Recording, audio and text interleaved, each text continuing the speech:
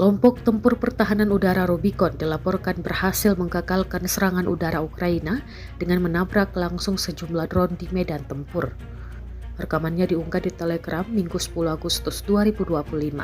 Dalam operasi tersebut, sistem pertahanan udara Rubicon menghancurkan berbagai jenis drone yang digunakan angkatan bersenjata Ukraina, termasuk Chaklun, drone FPV, Fleet Arrow, Leleka 100, Domaha, dan Fly-A.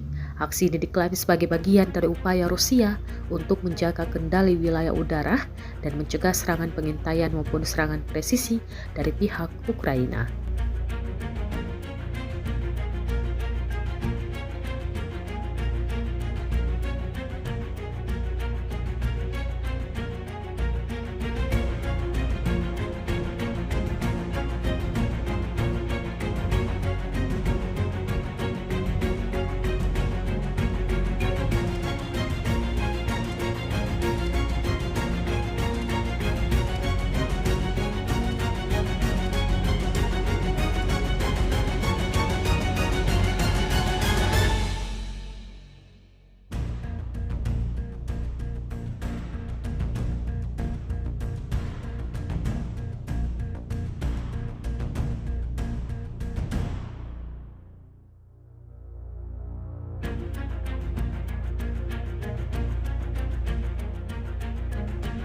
Download Tribun X sekarang, menghadirkan lokal menjadi Indonesia.